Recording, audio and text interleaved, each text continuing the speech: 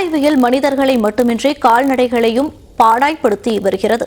பல இடங்களில் வெப்பம் தாங்காமல் கோழி மாடுகள் உயிரிழக்கும் சம்பவம் அதிகரித்துள்ள நிலையில் அவற்றை காப்பது எப்படி என்பதை விவரிக்கிறது இந்த செய்தி தொகுப்பு.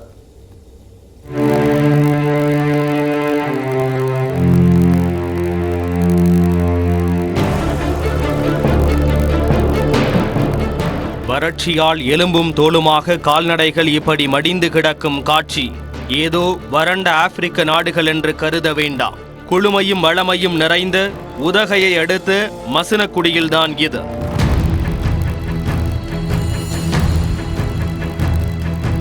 கோடை காலத்தில் வெயில் வாட்டி வதைப்பது புதிதல்ல.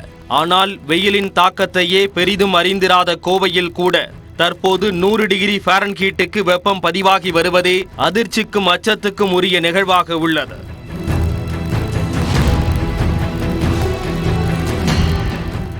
கோடை காலம் வந்துவிட்டாலே மலைவாச ஸ்தலங்களில் குளிர்ச்சியை தேடி மக்கள் படையெடுக்கும் காலம் மாறி அங்கும் வெயில் தகிக்கும் நிலை உருவாகியுள்ளது.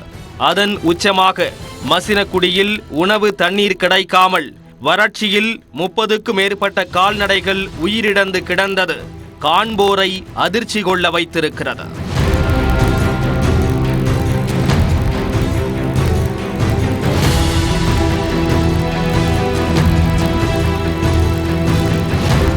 இதேபோல் ஆரணி அருகே வெயிலின் தாக்கம் தாங்க முடியாமல் 350க்கும் மேற்பட்ட கோழிகள் இறந்துவிட்டன.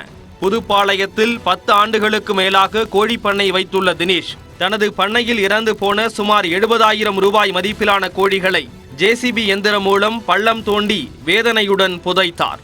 அரசு இழப்பீடு தரவும் அவர் கோரிக்கை விடுத்துள்ளார். இந்த 3 ஆண்டுகளாக இல்லாத அளவுக்கு இந்த முறை வெயிலின் தாக்கம் அதிகமாக உள்ளது. அதனால கோழியின் இறப்பு விதம் அதிகமாக இருக்குது. அதனால் பண்ணைக்காரர்களுக்கு ரொம்ப நஷ்டம் அடைந்திருக்கும். ஒவ்வொரு பண்ணையிலும் ஒரு 50 to 80 வரைக்கும் நஷ்டம் அடைந்திருக்கும். இவற்றிற்கெல்லாம் தீர்வாக கோடை காலத்தில் கால்நடைகளுக்கு சாதாரண நாட்களுக்கு வைக்கப்படும் தண்ணீரை விட கூடுதலாக 2 மடங்கு தண்ணீர் வைக்க வேண்டும் என அறிவுறுத்தி உள்ளார் கால்நடை மருத்துவர் சதீஷ். கோழிங்களுக்கு நம்ம தாதுப்பு கலவை கொடுக்கலாம். மேலும் தண்ணி தினமும் ஸ்ப்ரே பண்ணி வைக்கலாம்.